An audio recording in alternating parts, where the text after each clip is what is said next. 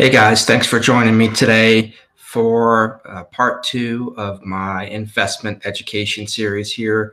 We're going to talk about the spread, the bid-ask spread, and how it can really hurt you and what you can do to combat it. But first, obviously we've got to teach you exactly what it is and how to identify it. But again, thank you for joining me. It was great to see a little bounce back in Bitcoin over the past handful of hours. So that's good. Hopefully that eases some nerves out there. But of course, I've made it pretty clear. I think we're in a ranging market for now, but hopefully the fourth quarter gets some good news and maybe we'll see a little bit higher. Anyway, so let's just jump right into kind of teaching you guys about the spread and how to identify it and how it can hurt you. So you should see on your screen just kind of basic Binance at this point in time. I'll jump in and pull up a particular security. So what I'm going to do is I'm going to look at Binance, KuCoin, and Cryptopia. Coin that's on all three, but not something that's crazy liquid. So we're going to use Neblio. So let me pull up over here.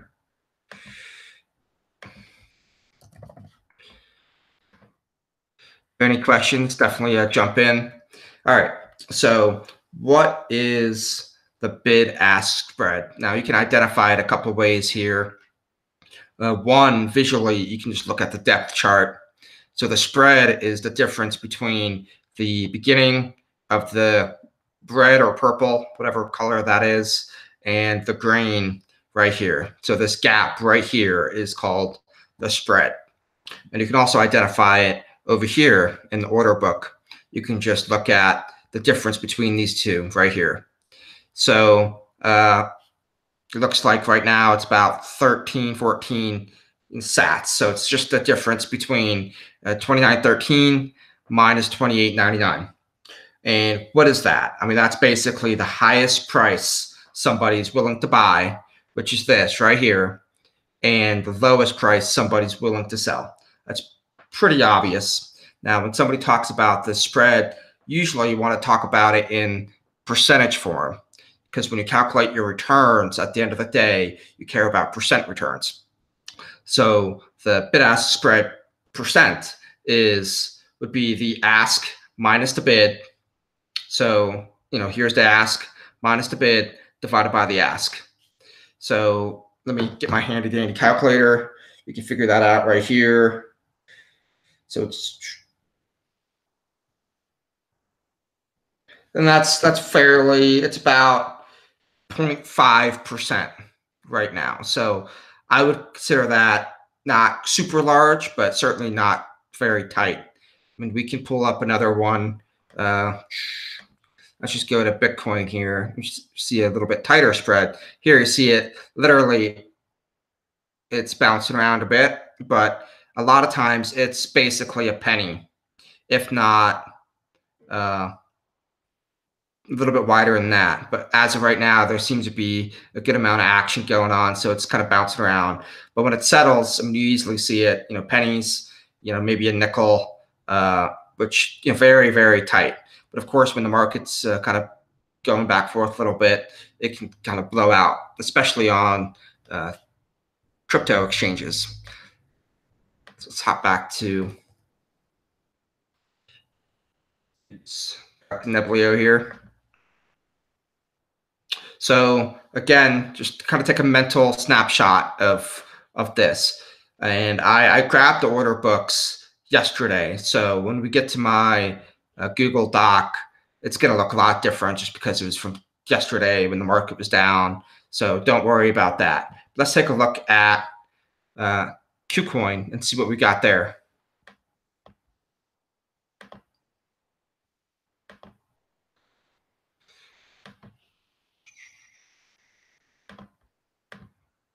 All right, so for those that have never been on KuCoin, this is what the initial screen looks like.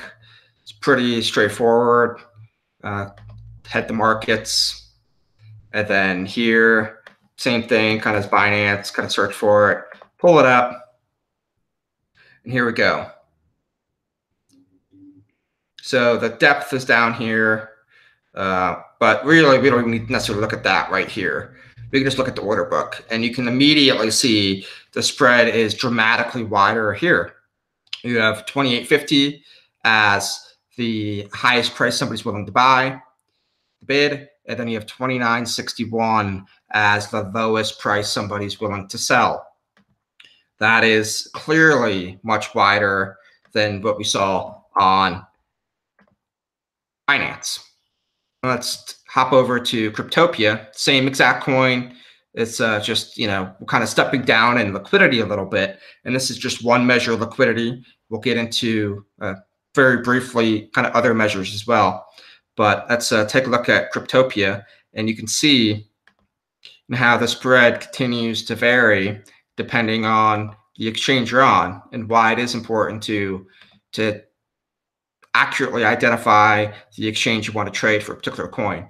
Now here, obviously, Binance looks the best. I mean, it's the most liquid exchange, but of course, KuCoin, Cryptopia, they have their own edges, because sometimes they list coins that nobody else lists. So, have access there, and they have greater liquidity. Like, for example, Dodge is not on Binance, but it is on Cryptopia. Then hop over to Neblio, take a look at the order book, which is going to be down below. And here it's the lowest sell is 32.61.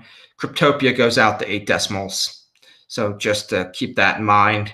And the highest bid is 28.68. So here the spread is even wider than what we saw on KuCoin, which was even wider than what we saw on Binance. So what does that mean? Well, one danger is if you say you're a quantitative investor like myself, fundamental, or even a technician, and you have a signal that pops up. Okay, that's buy. I want to buy Neblio at this point in time. And of course, you have to decide limit or market, things like that, and exactly if there's specific price you want to jump in at. But let's just say you're okay and you want to get in right now, market for whatever reason. It's a short-term trade. You need to get in. Well, with a large spread, and especially if the recent activity were sells, when you enter your market order, you're immediately giving up that entire spread. You lose that. That's just sunk cost, trading cost goes in the trash can. So tight spreads are very good, because when you do execute that market order, you're not giving up that return immediately. You don't have to make that up immediately.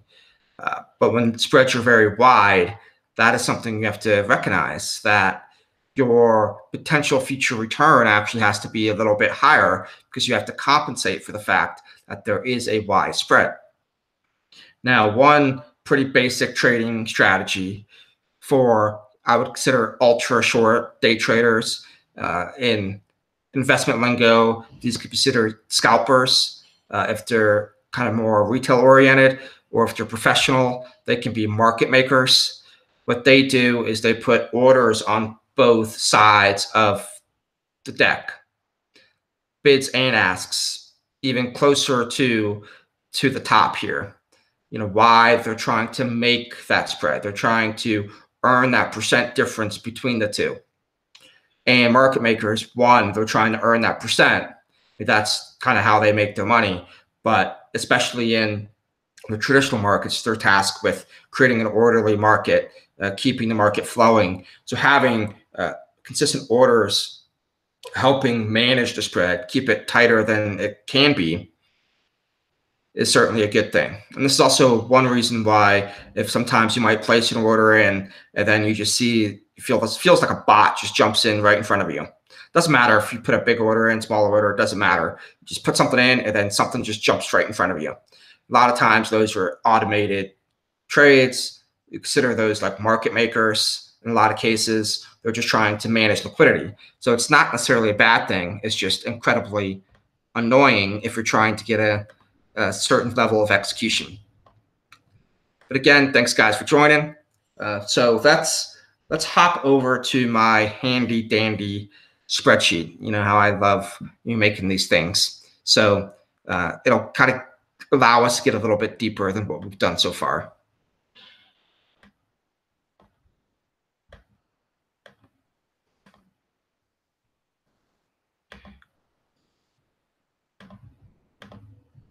All right. So I got it up, and I'm heading over to the Binance tab. So again, this is Neplio. Sometime yesterday, I took a snapshot of Binance, Cryptopia, KuCoin at the exact same time.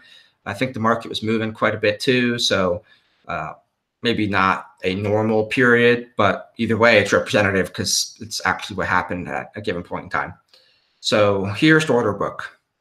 And right now, at this point, the highest bid was 28.79 and the lowest ask was 28.95. So fairly similar to what we just saw, a spread of 55 basis points. That's not too bad. And then I also have the depth here. You can see the sum BTC is just how much in terms of Bitcoin the orders above that price or below that price if we're thinking ask. So let's hop over to KuCoin. And again here, same structure we just saw on the Binance tab. You have the bid, you have the ask, and the spread here is 2.52%. So if you execute a market order here, you're giving up 2.52% basically immediately. So you have to be very careful with that. So generally, clearly, if all else being equal, if you wanted to purchase Neplio, especially via market, you would much rather do it on Binance. Now, Binance has much bigger depth as well, so that's another feather in its cap. But here, even if you're just trying to execute, one Neplio, you're the smallest tadpole in the sea, you'd still prefer to do it on Binance. Now, of course, you want to take a look at the ask and the bid because you can still have a widespread in theory and have a more attractive bid or ask. However, all else being equal, you certainly want to avoid market ordering here. But what about Cryptopia? This is actually what's really interesting. So at this given point, when I took the snapshot, Cryptopia actually had a very narrow spread, only 28 basis points, much lower than we just saw when we pulled up the website. And right now, this is during the snapshot, at least, lower than what Binance is. So is Cryptopia superior to Binance? I would say certainly not. I mean, if you only had one Neplio you wanted to execute, yeah, in this given situation, you probably might want to execute on Neplio. But it also depends whether you're selling or buying. Like, for example, the bid here is 28.79. Cryptopia, it was 28.93. Therefore, if you wanted to market sell, you would prefer to do it on Cryptopia. In terms of buying, 29.01, 28.95, you would actually prefer to do it over here.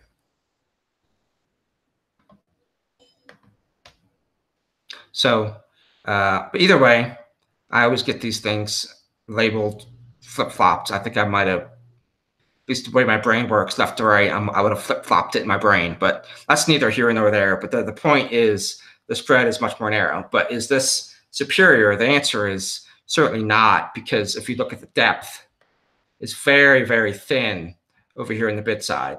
There's not that many people trying to buy. So if you're looking at selling, you can't really sell that much. If you even wanted to sell 0.1 Bitcoin's worth of Neplio at this point in time, you actually couldn't really. I mean, the market goes a bit deeper than this, but I cut it off because no one's going to, hopefully you wouldn't market order something all the way down below this point. But you basically can't sell 0.1 Bitcoin's worth of Neplio right here. In terms of buying, if you were buying up the ask, it's a little bit deeper, but really not much so. You can't even outside of just getting 0.2, 0.25 worth of Bitcoin worth of Neblio, you can't really do much on Cryptopia here. So you have to keep that in mind. But if you only had a super small amount, Cryptopia might be superior. If you go to Binance, it's actually much deeper.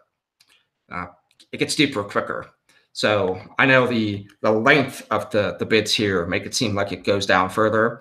That's actually a common mistake too, is when people place limit orders, they tend to care about what place they're in line. As in, like, you're in school and you're in line, or you're waiting in a ticket line or something like that. That's not relevant in the least. It's what matters is, one, where you stand in the weighted average of the Bitcoin. So you can have a bunch of small orders in front of you, but if you have a big order, it's perfectly fine being behind them. And then also, it also depends on the price. So if they have a bunch of prices hunched up together, it's more okay to be slightly behind them than if you have very wide prices like you have here on Cryptopia. Being second here behind 2893 is more likely to be executed than being somewhere down here, say behind 2553. But in Binance, you can be 5-10 people, if you want to call it that, or prices behind, and you're still not that far away from the current price. So don't fall in love with kind of where you stand in the ticket line. But we need to dive more into kind of the execution and kind of how do you manage that spread, and what happens when you actually put a kind of market, or limit order in one of these books. So first and foremost, if you have a wide spread, the easiest, the simplest, the safest thing to do is just to place limit orders on one exchange. Here, with Binance being generally the lowest spread and the biggest depth, I would just place limit orders at whatever price you deemed appropriate. That's kind of up to you and your trading strategy on Binance. That's just simple, safe. That's the kind of the basic retail trader mindset, and there's nothing wrong with that. A little more advanced, and I think it's important, especially if you're watching this video, I would recommend, if the spread is wider, and this kind of goes back to what I was talking about being in line. If the spread is wider, you want to be, to use that same analogy, closer to the front of the line. You want your limit orders to be, again, the line doesn't matter, but higher up, closer to the current bid or ask. Because that spread is that hidden gap between the two that you actually have to account for that. Now, if you're trading something like Bitcoin, or something that has a very low spread, Ethereum, Bitcoin, Ripple, most large cap stocks, because this is appropriate for stocks as well, you can actually put your limit orders a little bit further away, because that gap between the bid and the ask is much more narrow. Now, if you're in micro caps or Neblio or things like that, you might want to put your limit orders a little bit higher. Now, this is all else being equal. If you're targeting a specific price for your own strategy, that's a little different, but just still keep that in mind. All right, so I want to jump into maybe something a bit more advanced. And first I'll get into what happens if you just buy on one exchange. But let me describe what traders do generally in the investment world today. So most of you probably watching this think traders are what they call like proprietary traders, or you're kind of retail, you're managing your own book, you call yourself a trader, that's fine. Proprietary traders basically doing their own thing, but using kind of firm money. That business has been shrinking dramatically especially since 2008, 2009. There's still certainly some out there, but it's not nearly as big of a business as it used to be. Most traders these days on the buy side. So for example, if I'm a portfolio manager at an equity mutual fund or an equity investment manager, I would have a trader on my team. And the portfolio manager would say, I want to buy Amazon, or I want to buy Bayer, I want to buy Neblio, I want to buy Bitcoin, whatever. And they would give that order to the trader and say, Mr. Trader, execute this order. So Mr. Trader doesn't decide to buy or sell what security. He's told what to buy or sell. Now, some shops will tell the trader, you have no discretion. Just go in, execute the order. If I want to buy Amazon, I don't want my trader getting too cute. Just execute the order as stated right now. Or I might say, you have discretion. You can kind of do your own thing, and that can mean a lot of different things, but generally means, yeah, they need to buy Amazon, they need to buy Neblio, but they can use their own methodologies, their own strategies, and try to get the best execution. Now, there might be, there's certainly benchmarks to see if the trader is adding value or subtracting value. But there's different tools they could use to get the best execution. Still buying that Amazon, buying that Bayer, buying that Neblio, but maybe they use some technical analysis, some short-term fibs to determine the best price to pay during the day. Or what I'm going to show you here, which I actually think is the primary value-add traders have these days, is their ability to source liquidity from different areas. And what does that mean? You can buy the same security across different venues, different exchanges. And here's an example for crypto, where I'm going to ultimately buy Neblio on Binance, KuCoin, and Cryptopia at the same time to get my best execution. But this can also happen in stocks all the time. For example, I'm a US-based investor. I give an order into my trader to buy a foreign company. Well, my trader has a few options. He can actually buy the ADR, which is it's just a different security type that's listed on the US exchange, or he can buy the local security on whatever local exchange the company's on, or he can buy both if he wants to, and then he can actually convert them back and forth. So it's up to the trader to determine, okay, where can I get the best execution? Sometimes the ADR is more liquid, sometimes the local share is more liquid, sometimes they're equal, sometimes the spreads are different, sometimes the depths are different. So he or she would have to go in and determine, where is the best place to get that liquidity? Is it one place, both places, and then account for the cost of converting them if I want them converted? And that's just pretty simple public exchanges. Then you also have a lot of different behind the scenes liquidity pools that they can tap into to continue to get the best execution.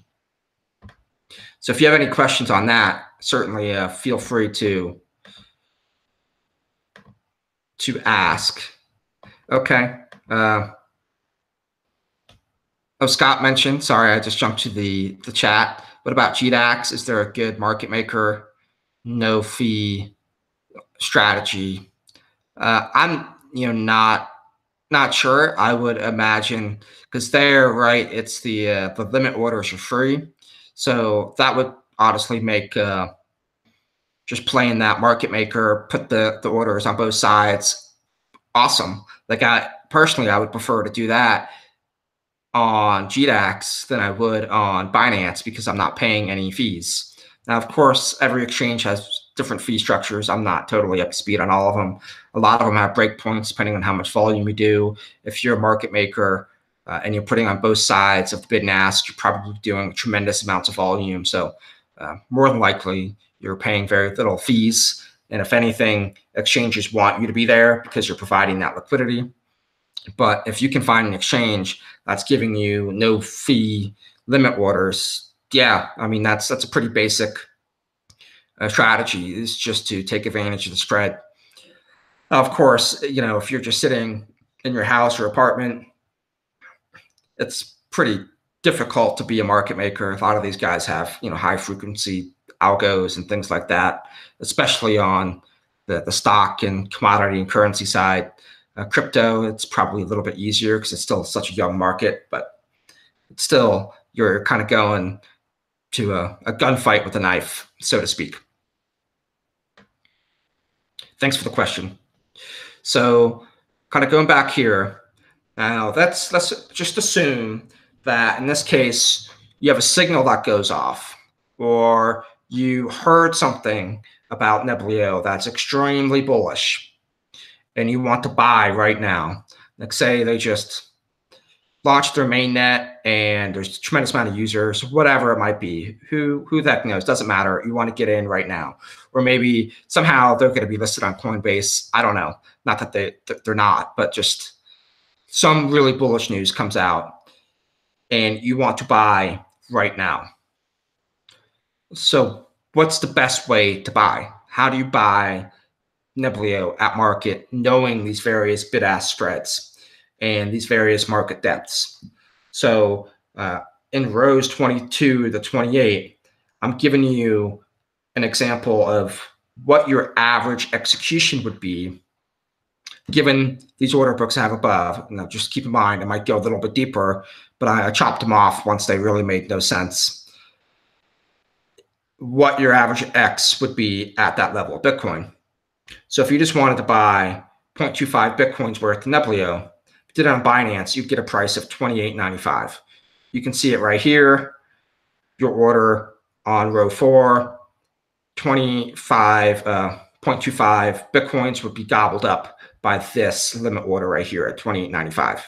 Perfectly fine. What if you wanted to do it on KuCoin? That's where your money was.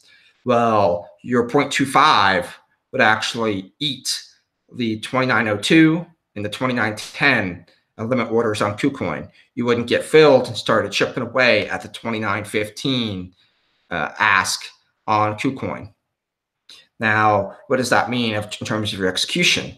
You would actually execute at 2907 average price. What about on Cryptopia? Now, you remember it had a bigger order up top. Just remember, just a random snapshot. Now, you wouldn't actually be able to fully execute until you got down to the 2924. So you'd actually eat into the book a little bit. However, the bulk of your order would be eaten up by the first limit order.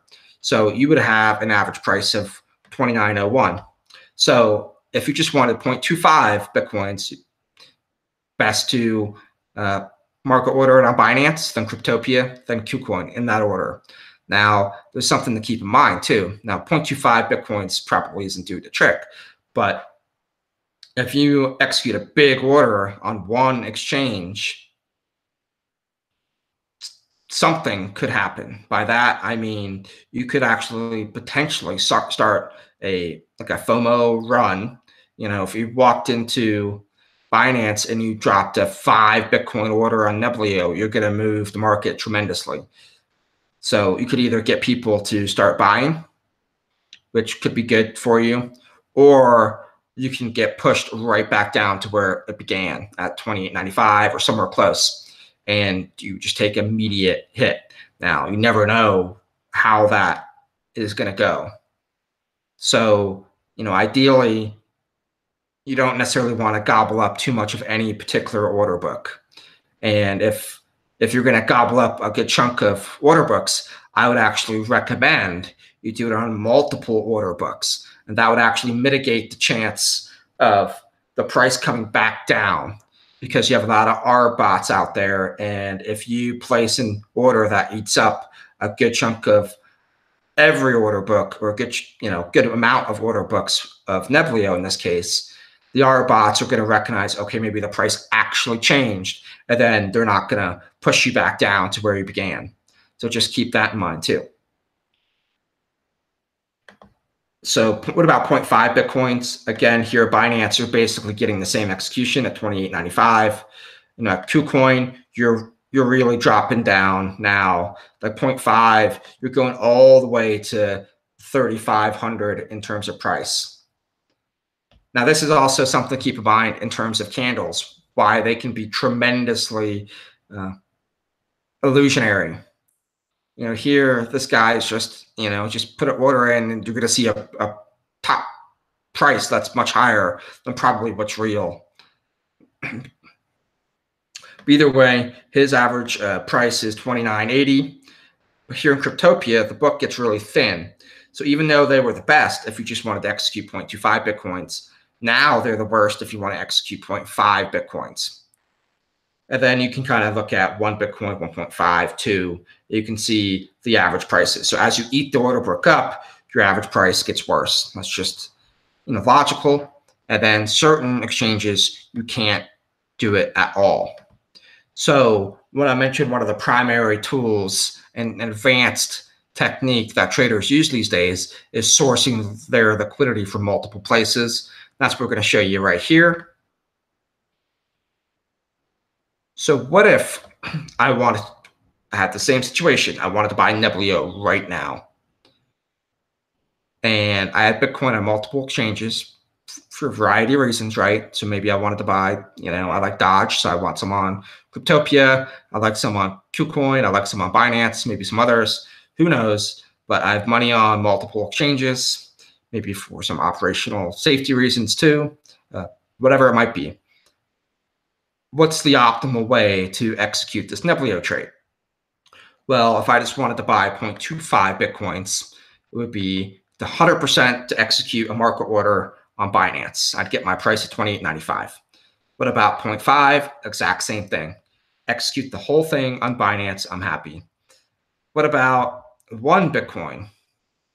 Again, the optimal is 100% Binance, because you can see it up here. We get to 1 Bitcoin on the Binance book at $28.99. There's no order below that on KuCoin or Cryptopia. But once you get to 1.5, you have a bigger order here. You're actually better off splitting up your order amongst multiple exchanges.